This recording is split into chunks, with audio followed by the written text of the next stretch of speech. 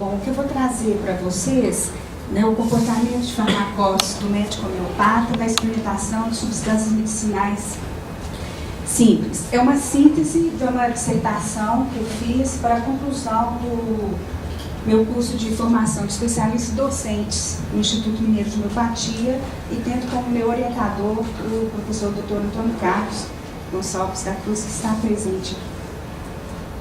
Bom, como compreendermos, né, esse comportamento de farmacose do médico homeopata enquanto provando?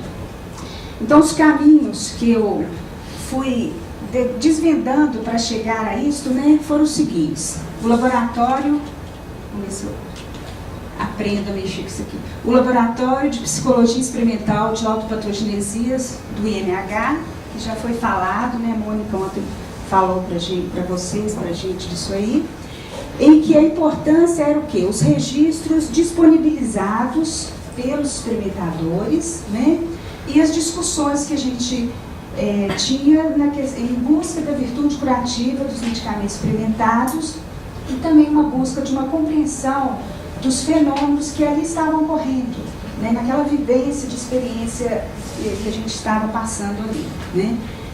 Outro ponto foi o estudo dos ensinamentos de Hahnemann, né, principalmente através do estudo do Organon, trabalhos desenvolvidos no serviço físico e no grupo, algumas considerações sobre mito, segundo alguns autores, não com a intenção aqui de, como um mitólogo, né, estudar, mas ver o que o mito poderia estar contribuindo para que a gente entendesse essa questão do farmacose para a gente.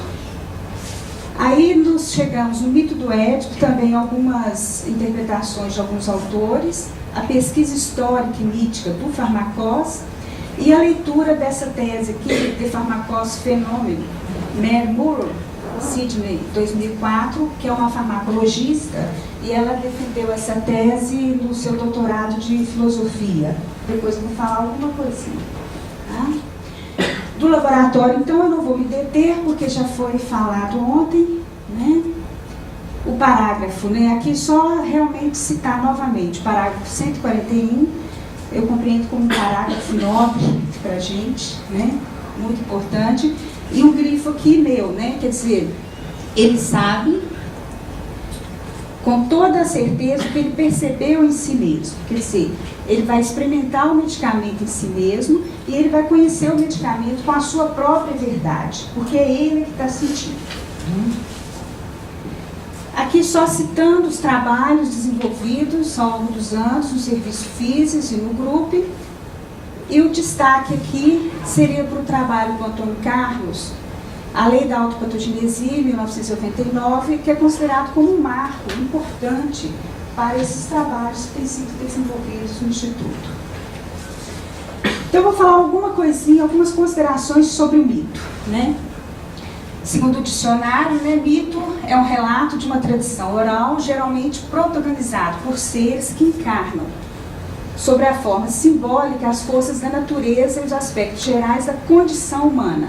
Etimologicamente, mitos, em latim, significa história, né, fábula, e do grego mutus, fábula, relato, discurso, palavra. De acordo com o Junito Brandão, mito é a paródia, a palavra revelada, o dito. O mito, ele não está fixado em uma forma definitiva. Assume roupagens diferentes, em épocas diferentes, sendo então apropriada a representação. O mito tem as suas versões, é o que ele chama do pulmão do mito, né? E isso a gente se apropria na questão da representação, né? Que é muito importante. Quer dizer, o Provanda, ele faz uma representação, né, de cada medicamento, e ele tem, assim, numa prova ele não vai fazer a mesma representação. Então ele vai ter essas variações.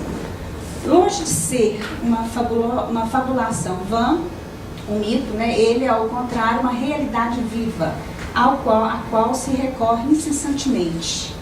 Isso são palavras de Bronislav Malinowski, que está no Junito também. Então, quer dizer, o que nós fizemos? Vamos recorrer ao mito para a gente compreender, né, esse comportamento farmacose. Aqui são algumas considerações também com relação à autopatogenesia e o mito. Bom, as autopatogenesias nos contam histórias, e os mitos são histórias também contadas através dos tempos, né? E se atualizam de acordo com o potencial de cada um e com o momento. Ou seja, qualquer um, cada um com o seu modo, né? Ele pode contar, sem deixar de comunicar uma verdade, né? Porque o modo é a unidade das coisas. A linguagem da experimentação é a linguagem sensorial da natureza, assim como o mito é a linguagem de manifestação da natureza, que vai variar ou respirar. Ou seja, ambos, o mito e a autopatogenesia, com esse trabalho, né, a gente viu isso, eles têm um poder de comunicação, né, que isso foi muito importante para a gente. Em processo de autopatogenesia, o medicamento homeopático ele evoca o que cada um tem dentro de si, assemelhando-se ao mito em seu trabalho de despertar o autoconhecimento. Decifrar o mito é, pois, decifrar-se, assim como na experimentação, né, onde o provando vai fazer o caminho de volta para dentro de si mesmo. E a gente conclui isso, que a história de cada um, ou seja, reduzida ao registro disponibilizado, ela pode ser compreendida como um mito. E quem vai contar essa história é o farmacos.